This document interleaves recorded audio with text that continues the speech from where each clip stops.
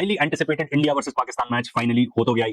कितने कॉल्स आए कि बॉयकॉट करो मैच को, ये वो घंटा बॉयकॉट होना था हमारे यहाँ पे। हमारे इंडियन क्रिकेट टीम के कैप्टन से पूछा गया सूर्य कुमार यादव से कि क्यों नहीं किया आपने हैंडशेक, तो उनका रीजन भी सुन लो। Yeah, I think we had perfect our government and BCCI, we were aligned together, and when West we came here, we took a call, and I feel we came here just to play the game. I think that's and we gave the proper reply.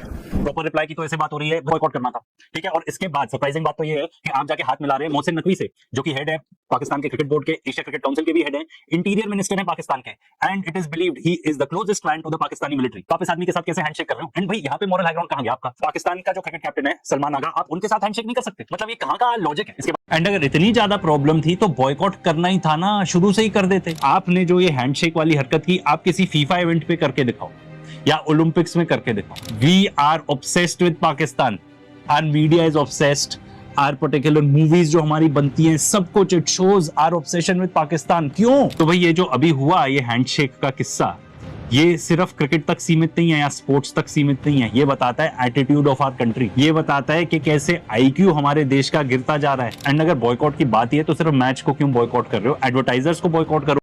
Highly anticipated India versus Pakistan match finally हो तो गया ही। कितने calls आए कि boycott करो match को, ये वो घंटा बॉयकॉट होना था हमारे यहाँ पे। क्योंकि देखो क्रिकेट एक इंडस्ट्री है मोर देन एनीथिंग एल्स, ठीक है, इसीलिए इसको बॉयकॉट होना तो पॉसिबल था ही नहीं। ये बताया जाता है कि जो इंडिया पाकिस्तान के मैचेस हैं, they have generated over 10,000 crore in revenue पिछले 2 दशक में। ये broadcast rights, advertisement, sponsorship, merchandise, इन सब से आते हैं। ये बताया जाता है कि 10 सेकंड की टेलीविजन स्लॉट प्राइस होती है 14 से 16 लाख के बीच में, और जो डिजिटल स्पॉन्सरशिप होती है वो एज मच एज 30 करोड़ तक आ जाते हैं उससे। देखो बॉयकॉट तो कभी ये होना नहीं था, क्योंकि सबसे बड़ा है रुपया, ठीक है ना। मैं खुद तो क्रिकेट का फैन हूं नहीं, ना मैंने मैच देखा था, मैं कभी भी नहीं देखता। पर शॉकर तब आया जब हमारी इंडियन क्रिकेट टीम के कैप्टन ने हैंडशेक ही नहीं किया कॉइन टॉस के दौरान। जैसे लेज किया जा रहा है कि जो मैच रेफरी था उसी ने इंस्ट्रक्ट कर दिया था दोनों कैप्टन्स को कि भाई कोई हैंडशेक नहीं होगा। इसके अलावा और भी शॉकिंग तब था जब इंडिया मैच जीत गई और हमारे बैट्समैन सीधा उठ के पहुंच गए पवेलियन, अपने ड्रेसिंग रूम में चले गए, एकदम ऐसे दरवाजा बंद कर दिया जैसे कोई भी ना आ पाए। और वहां पे पाकिस्तान टीम वेट कर रही थी हैंडशेक करने के लिए। जो पाकिस्तान के कोच है माइक हीसन, उन्होंने भी बताया कि भाई we were ready to shake hands at the end of the game, and हम बड़े डिसअपॉइंटेड हैं कि ऑपोजिशन ने ऐसा किया नहीं। तो ये जो इंसिडेंट हुआ, ये ऐसा हिस्ट्री ऑफ क्रिकेट में कभी भी नहीं हुआ। शायद हिस्ट्री ऑफ स्पोर्ट में भी ऐसा हो सकता है कि कभी भी ना हो। ऐसा डेफिनेटली हो जाता है कभी, एक आध इंडिविजुअल, कुछ ऐसे इंडिविजुअल्स हैं, एक आध उनकी कोई स्पैट हो गई ड्यूरिंग द गेम, तो उनको लगता है नहीं भाई उनको गुस्सा है तो वो आपस में हैंडशेक नहीं करेंगे।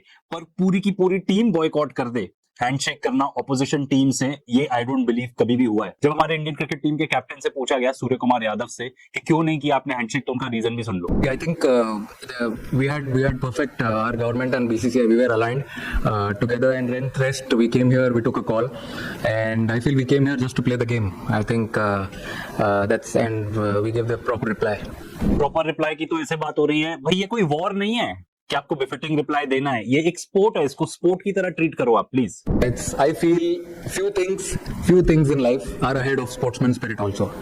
देखो अगर स्पोर्ट्समैनशिप की बात है तो फिर आपको मैच ही नहीं खेलना चाहिए था, पूरा मैच ही बॉयकॉट करना था, ठीक है। और इसके बाद सरप्राइजिंग बात तो ये है कि आप जाके हाथ मिला रहे हैं मोहसिन नकवी से, जो कि हेड है पाकिस्तान के क्रिकेट बोर्ड के, एशिया क्रिकेट काउंसिल के भी हेड है, इंटीरियर मिनिस्टर है पाकिस्तान के, and it is believed he is the closest friend to the Pakistani military. तो आप इस आदमी के साथ कैसे हैंडशेक कर रहे हो? एंड भाई यहाँ पे मॉरल हाई ग्राउंड कहां गया आपका? पाकिस्तान का जो क्रिकेट कैप्टन है सलमान आगा, आप उनके साथ हैंडशेक नहीं कर सकते, मतलब ये कहां का लॉजिक है? इसके बाद ये हुआ कि पाकिस्तान ने भी पोस्ट मैच प्रेजेंटेशन जो थी वो स्किप कर दी in protest of the behaviour of the Indian cricket team. भाई अब हमारा देश कहां पे स्टैंड करता है इस सब इंसिडेंट में, उसके बारे में तो बाद में बात करेंगे, पहले बात क्रिकेट और स्पोर्ट्स की कर लेते हैं।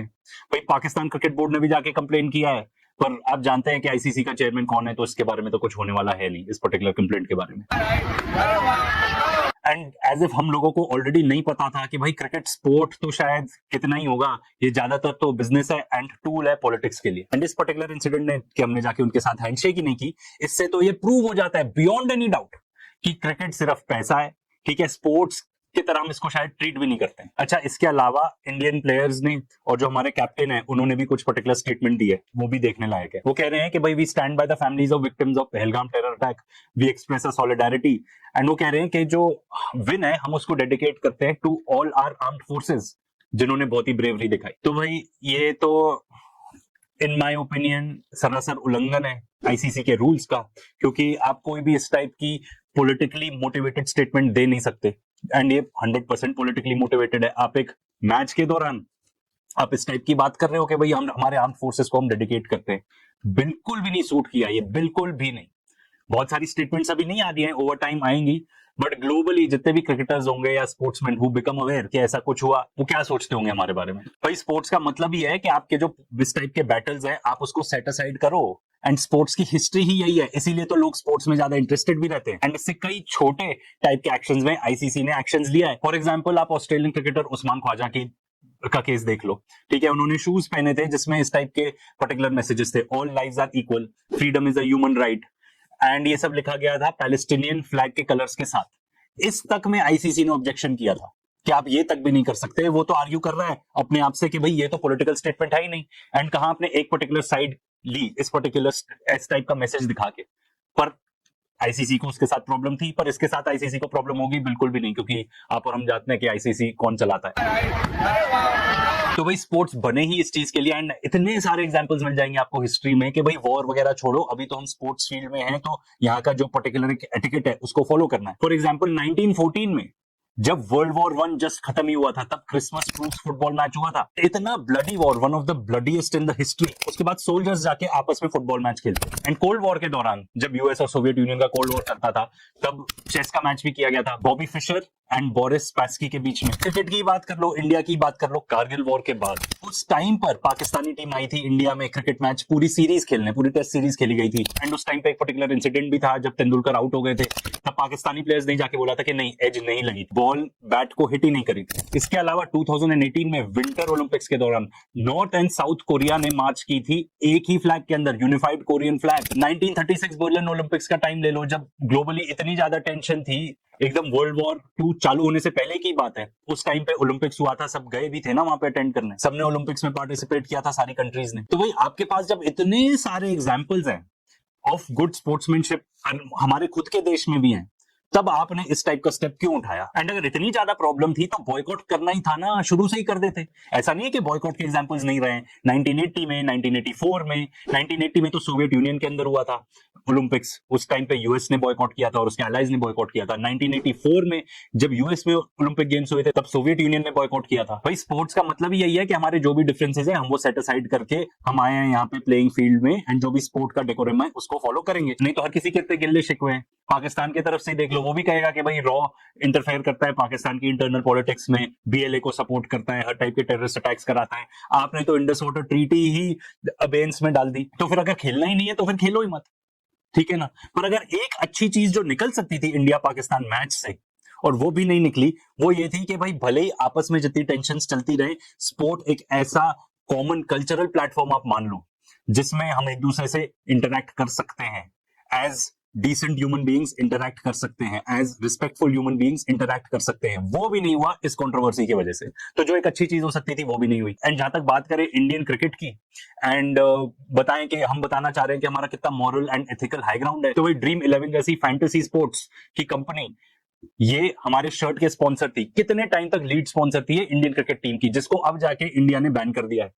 संजय राउत जो कि शिवसेना के लीडर हैं, उन्होंने तो फुल मैच फिक्सिंग के एलिगेशन लगा दिए और ये भी बताया कि गैम्बलिंग हुई 1.5 लाख करोड़ की। एंड हम में से कौन ऐसा है, आप में से कितने लोग ऐसे होंगे जो एकदम आके कह सकते हैं ओथ पे कि नहीं, कोई मैच फिक्सिंग हुई नहीं होगी इस पर्टिकुलर मैच में? हम नहीं कह रहे हुई, हम इस पर्टिकुलर स्टेटमेंट को इनकी इंडोर्स कर रहे हैं, पर हम ये बताना चाह रहे हैं कि क्रिकेट की छवि इतनी ज्यादा गिर चुकी है वैसे भी। अब मेरा तो एक और सवाल है भाई, अगर मान लो इंडिया पाकिस्तान का फाइनल हो जाता है, जो कि लॉजिस्टिकली पॉसिबल है, फिर भी क्या मैच फिक्सिंग की बात होगी कि इंडिया पाकिस्तान इतना रेवेन्यू आता है इससे, तो फिर फाइनल में भी करा दो? 1-2 बार वैसे पहले एक्चुअली हो चुका है ऐसा। एंड अगर मान लीजिए फिर से मैच होता है इंडिया पाकिस्तान का, जिसके फुल चांसेस है, तो क्या फिर से इसी टाइप का बिहेवियर रखेगी हमारी पर्टिकुलर क्रिकेट टीम? एंड जहां तक स्पोर्ट्स की बात करो इंडिया में, तो भाई ये क्रिकेट ही रह गया है, और वैसे भी क्रिकेट वर्ल्ड वाइड तो इतना पॉपुलर है भी नहीं। हम स्पोर्ट्स में वैसे भी डेड हैं। हमारी फीफा रैंकिंग्स देख लो फुटबॉल में। अगर बात करो स्पोर्ट्समैन की, जो क्रिकेटर्स नहीं है, तो नीरज चोपड़ा एक नाम आता है, जाके उन्होंने जैवलिन में, कभी भी नहीं हुआ था हमारे देश की हिस्ट्री में, गोल्ड लिया था। एंड अगर कोई इस टाइप का इंसान कोशिश करता है कि आपस में अच्छी स्पोर्ट्समैनशिप रहे, जो एक्चुअली स्पोर्ट्स का पर्पस है, तो भाई उनकी भी इंटेग्रिटी क्वेश्चन हो जाती है।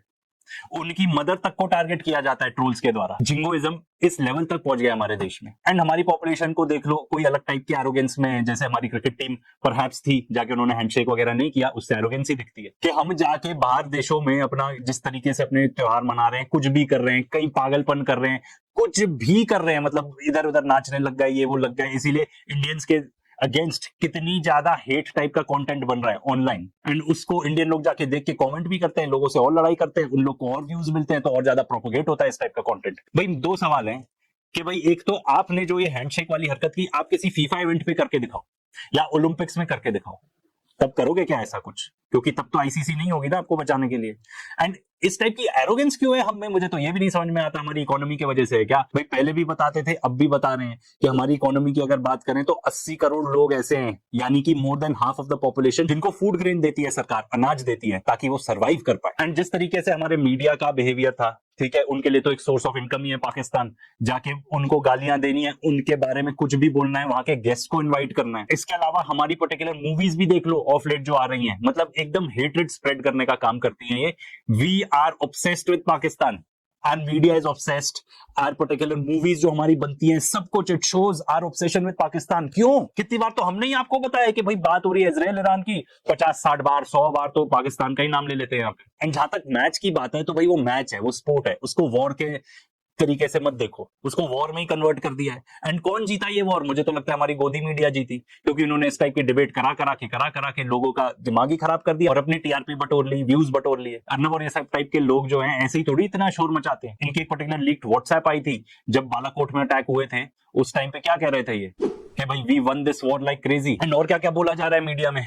जीडी बख्शी जी ने तो ये तक बोल दिया था कि अपार्टाइड साउथ अफ्रीका के साथ हमने बॉयकॉट किया था। तो भाई वो अपार्टाइड साउथ अफ्रीका थी, यहाँ पे कोई अपार्टाइड और ऐसे टाइप की स्थिति तो है नहीं। एंड साउथ अफ्रीका को सबने बॉयकॉट किया था। एंड जहां तक अपार्टाइड की बात है तो इजराइल का जो फॉरेन मिनिस्टर है स्मोट्रिच, जो दुनिया का सबसे बड़ा टेररिस्ट है, उसको हमारे कंट्री में इन्विटेशन मिलता है स्पेशल, आके हमसे स्पेशल टाइप की डील साइन हो रही है। तो भाई कहां गया मॉरल हाई ग्राउंड? इजराइल एक जेनोसाइडल स्टेट को हम ऐसे वेलकम करते हैं। एक ऐसे मंत्री को हमने इन्वाइट किया, उनके स्मोट्रिच को, जो बैंड है कितनी जगह पे, बाकी दुनिया के पॉलिटिशियंस उसकी शक्ल तक नहीं देखना चाहते, हमारे यहाँ वेलकम है। तो भाई ये जो अभी हुआ, ये हैंडशेक का किस्सा, ये सिर्फ क्रिकेट तक सीमित नहीं है या स्पोर्ट्स तक सीमित नहीं है, ये बताता है एटीट्यूड ऑफ आवर कंट्री। ये बताता है कि कैसे आईक्यू हमारे देश का गिरता जा रहा है। एंड अगर इंटेलेक्ट की बात करें तो कितना घट गया है हमारे देश में।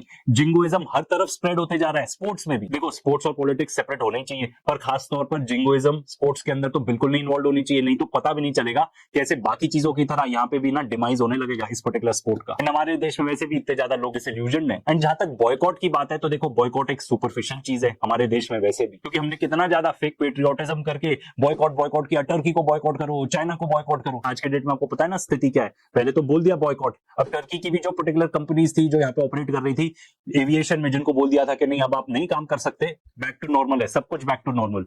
And I am guessing China के साथ भी हो ही जाएगा। एंड अगर बॉयकॉट की बात है तो सिर्फ मैच को क्यों बॉयकॉट कर रहे हो? एडवर्टाइजर्स को बॉयकॉट करो, ब्रॉडकास्टर्स को बॉयकॉट करो, क्योंकि ये सारी चीजें ना around money and politics he revolve होती है। भाई इस तरीके की ऑप्टिक्स से कोई फायदा नहीं होगा कि हैंडशेक नहीं किया, ये नहीं किया, ये तो रिडिक्युलस बातें हैं। इफ एनीथिंग हमारे देश को बुरे लाइट में ही दिखाती है। अगर असली में किसी को बॉयकॉट करना है ना तो इजराइल को करना चाहिए बॉयकॉट।